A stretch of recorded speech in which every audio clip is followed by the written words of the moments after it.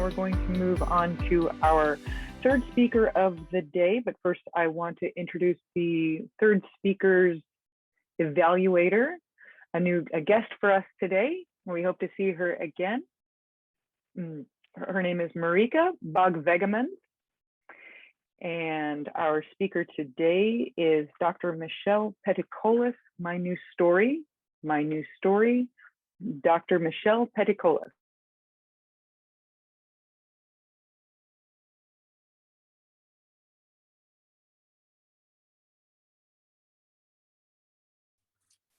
Reject! Have you ever felt unwanted, unworthy, not good enough? I did. My mom was young, beautiful, and totally committed to her artistic passion. She had hardly any time for my two older sisters. She had no space for me. My dad did. Pipe smoking, intelligent, kind, a hero.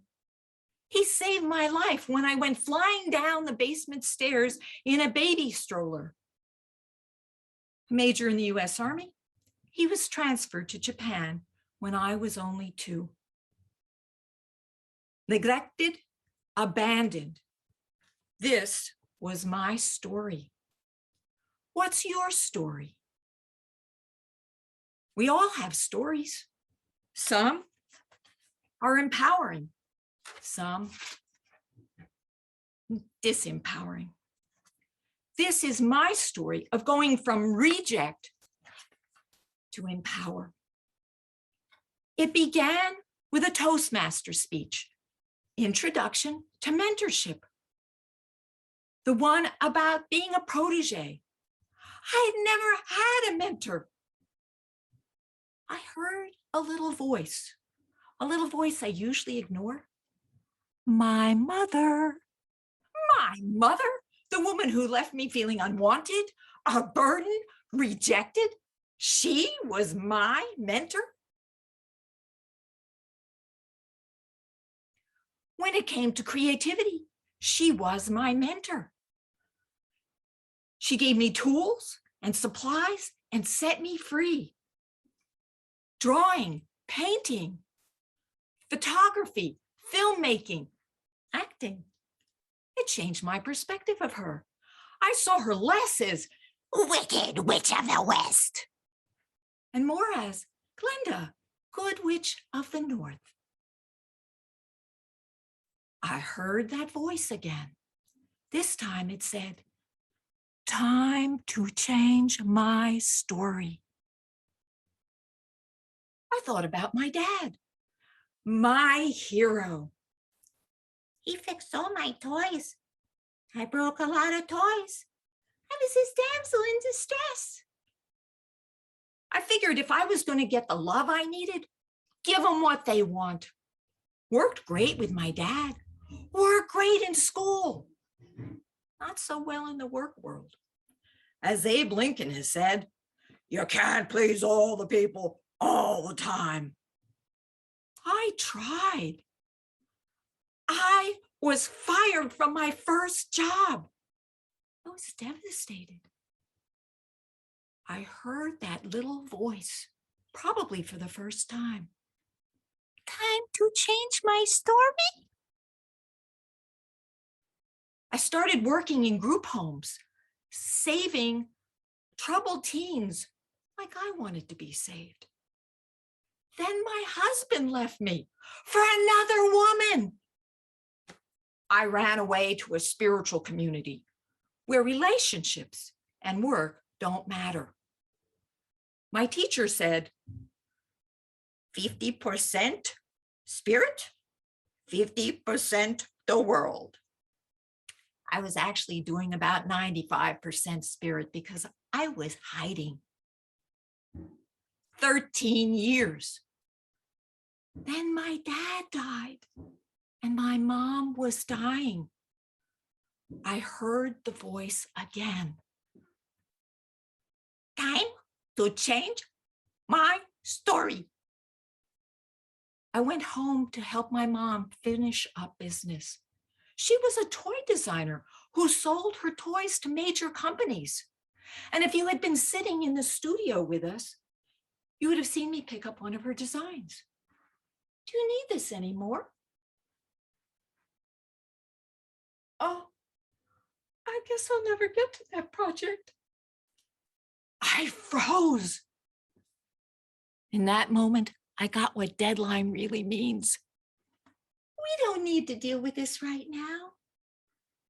Instead of holding space for her, I ran away. And that moment of intimacy I had craved with her all my life was lost forever. Her moment of regret was my huge regret. It changed my story. If she, the poster child for living your life passion, had regrets, where did that leave me? A people pleaser? I made up my mind I would not live with regret. I began making a documentary film, Secrets of Life and Death, to wake you up to your life passion like I had. I wish I could tell you that I stayed the course, but I got scared in the downturn of '08 and decided I needed to be more practical, like my dad. I became a life coach. Something must be missing because the ups and downs have been heart-wrenching. I heard the voice.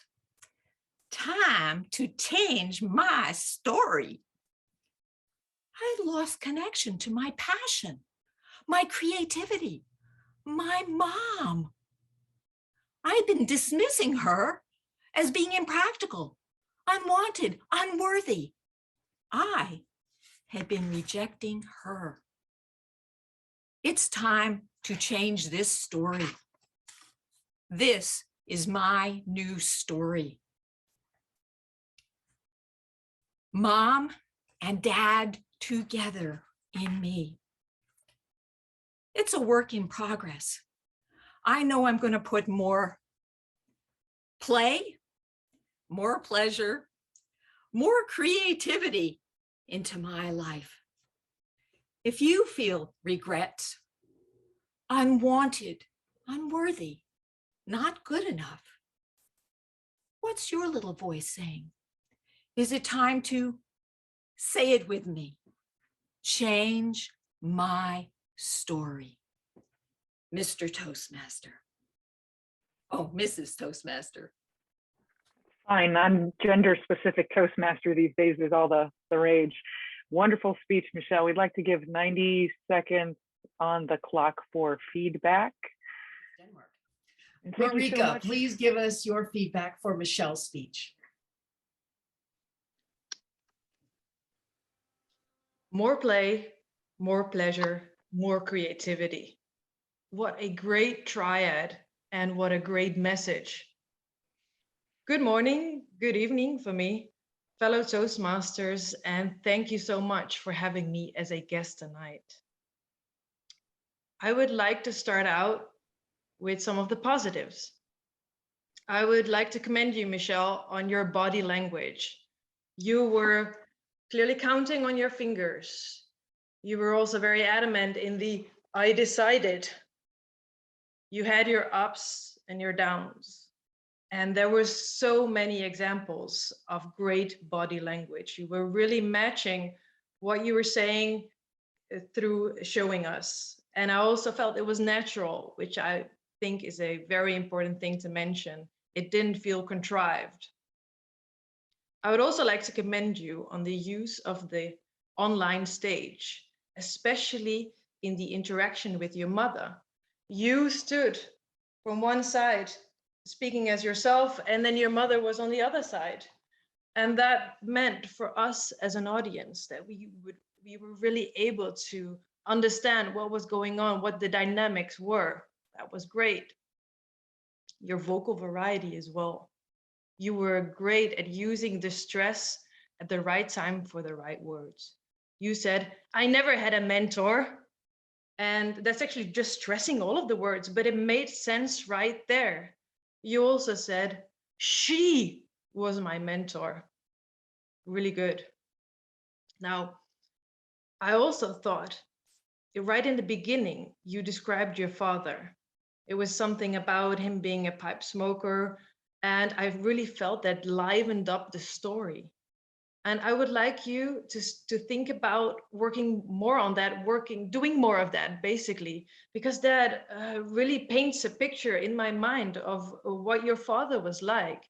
You could have also explained a bit more about your mother. You could say she was a hardworking woman, but she always had a smile on her face. Something like that. That really helps us as an audience to be drawn into your story.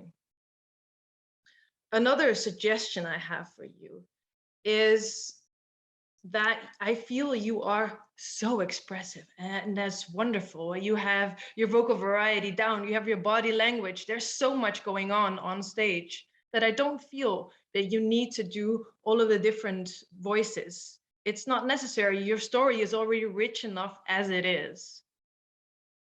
What I thought was exceptional was you are courageous. You are a risk taker. You're putting yourself out there. And that's what we love seeing in Toastmasters. That was wonderful. So I feel if you keep on going in the same way with your body language, with your vocal variety, with your descriptions, work on your descriptions, get more of those, then you're well on your way to an even better speech. Michelle, thank you so much for your message. Family can be tricky. Thank you for opening up and telling us such a personal story.